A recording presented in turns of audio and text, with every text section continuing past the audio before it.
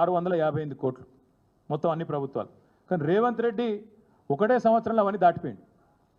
ఒకటే సంవత్సరంలో రేవంత్ రెడ్డి గారు చేసిన అప్పు ఎంత అంటే ఇది నా లెక్క కాదు, ఇది కూడా ఆర్బీఐ లెక్క. ఇది ఇంకా ఘోరం ఏంటంటే సెప్టెంబర్ దాకానే, సరే ఆగస్టు దాకానే ఉంది, తర్వాత దాచేసిండ్రు, బయటికి రాణిస్తలేరు వివరాలు. అప్పటికే 85,000 కోట్ల అప్పు అయింది రాష్ట్రం. ఆగస్టు వరకే 85,000 కోట్ల అప్పు. కార్పొరేషన్లు ఎఫ్ఆర్బిఎం మొత్తం తీస్తే 85,000. ఆగస్టు తర్వాత సెప్టెంబరు, అక్టోబరు, నవంబరు, ఇప్పుడు డిసెంబర్లో ఉన్నాం. గత 3 నెలలు కూడా కలిపితే మనం దాటిపోయినాం ఎప్పుడో 1,00,000 కోట్లు. అంటే 56 నుంచి 2014 వరకు ఎంతైతే అప్పు జరిగిందో అంతకంటే ఎక్కువ ఒక సంవత్సరంలో చేసిన గనుడు ఇగో రేవంత్ రెడ్డి, కాంగ్రెస్ ప్రభుత్వం.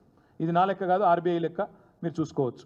ఎన్ని రూపాయలు తెచ్చినట్టు ఇగో టెస్కాప్కు 5,000 కోట్లు. ఇట్లా రకరకాల కార్పొరేషన్ల పేరిట, గవర్నమెంట్ల పేరిట లోన్లు తీసుకురావడమే కాకుండా, నేను ఇంకొకటి గమ్మత్ ఏంటంటే చాలా ఆశ్చర్యం, మాకు విచిత్రం అనిపించేది.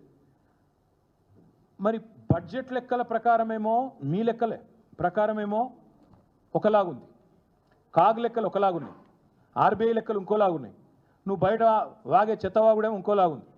ప్రజలు నిజంగా ఏది నిజమని నమ్మాలి అసలు? ముఖ్యమంత్రి కనీసం తెలుసా? లేదా కావాలని డిప్యూటీ సీఎం ఏమైనా తప్పుదోవ పట్టిస్తున్నాడా? వాళ్ళకు చక్కగా లేక ఒకళ్ళ పదవి కోసం ఒకళ్ళ కోసం ఏమన్నా ఆగమాగం అవుతుండ్రా? మరి ముఖ్యమంత్రి సమాధానం చెప్తాడా, డిప్యూటీ సీఎం సమాధానం చెప్తాడా? ఇది ఖచ్చితంగా రాష్ట్ర ప్రజలకు వివరాలు తెలియాలి. 6,500 కోట్లు నేను కడుతున్న నెలకనే తప్పుడు మాట ఏదైతున్నదో దీనికి సమాధానం తప్పకుండా ముఖ్యమంత్రి చెప్పాలి. నేను ఇంకొక ప్రశ్న కూడా అడుగుతాను ఈ ప్రభుత్వాన్ని.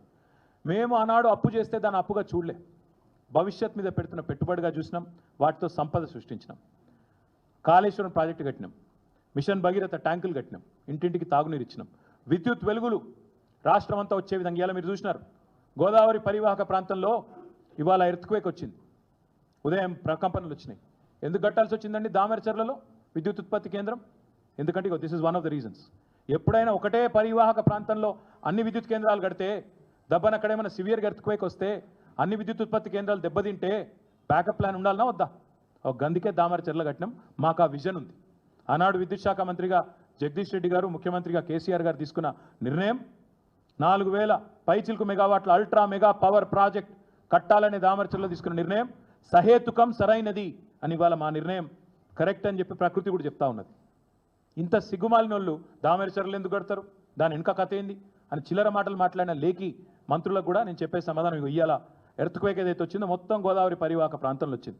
అది 5 వచ్చింది రిక్టర్ స్కేల్ మీద. ఎక్కువ వచ్చింటే మొత్తం విద్యుత్ కేంద్రాలు బంద్ అయిపోయింటే ఇప్పటికి రాష్ట్రం మొత్తం చీకట్లు ఉండకపోతుండేనా? ఒక గందుకే కట్టినాం దామెరచర్లలా. గందుకే డీసెంట్రలైజ్ చేయాలి, గందుకే సెంట్రలైజ్ చేయొద్దు. ఇది కామన్ సెన్సు మీకు లేదు. మేమేం చేయాలి దానికి? మేము బ్రిడ్జిలు కట్టినాం, రోడ్లు కట్టినాం, ఫ్లైఓవర్లు కట్టినాం, అండర్ పాస్లు కట్టినాం, టీ హబ్బులు కట్టినాం, టీ వర్క్స్ కట్టినాం, జిల్లాకు ఐటీ సెంటర్లు కట్టినాం. నేను అడుగుతున్నా రేవంత్ రెడ్డి, 1,00,000 కోట్ల అప్పు దాటినావు, నువ్వు కట్టింది ఒక్కటి చూపెట్టు. నువ్వు కట్టింది ఒక్క ఇటుక ఎక్కనన్నా ఉన్నాయి గూలగొట్టుడు తప్ప పీకింది ఏంది? నువ్వు పేదల ఇండ్లు హైదరాబాద్లో మూసీ కాడ గులగొడుతీవి, సున్నం చెరువు కాడ గులగొడుతీవి, హైడ్రా పేరు మీద బీభత్సం చేస్తేవి.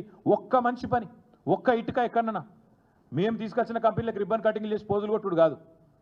మేము కోకాకోలా తెస్తే నేను ఆడవై ఈ మొగోడు ఏదో పెద్ద పోజులు కొట్టినట్టు ఇట్లా పట్టుకోయిందో ఇట్లా. నువ్వు పీకిందేముందల్లా? కాళేశ్వరం నీళ్లు తెచ్చింది మేము, కోకాకోలా తెచ్చింది మేము. నువ్వు రిబ్బన్ కటింగ్లకు మాత్రం పనికొచ్చే పనికి మాలిన ముఖ్యమంత్రివి. దానికి కూడా పెద్ద పోజు. ఒక రోడ్ వేసినావా, ఒక బ్రిడ్జ్ కట్టినావా? 1,00,000 కోట్లు ఏడవైనాయి. ఇప్పుడు నువ్వు చెప్పిన అప్పుల లెక్క తప్పని చూపెట్టినా, నువ్వు కట్టే మిత్తి లెక్క తప్పని చూపెట్టినా, మరి మిగతా పైసలు ఎక్కడ పోయినాయి చెప్పాలి. బ్రదర్స్ జేబులకు పోతున్నాయా, రాహుల్ దగ్గర పోతున్నాయా, ఢిల్లీకి పోతున్నాయా? శ్వేతపత్రం విడుదల చేయాలి. ఏ ప్రాజెక్టు కట్టకుండానే, ఏ ఒక్క హామీ నెరవేర్చకుండానే ఒక్క ముసలాయనకు, ఒక్క ముసలమ్మకు పెన్షన్ పెంచినవా? అసలు 2 నెలలు ఎగ్గొట్టినావు సిగ్గు లేకుండా. అయినా మళ్ళీ 1,00,000 కోట్లు అప్పు చేసినావు. పోనీ ఒక్క ఆడపిల్ల పెళ్లికి తులం బంగారం ఇచ్చినవా? అయినా సిగ్గు లేకుండా 1,00,000 కోట్లు అప్పు చేసినావు.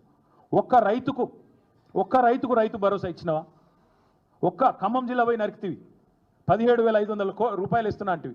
ఒక్కల ఖాతాలో పడ్డాయా? చూపెడతావా?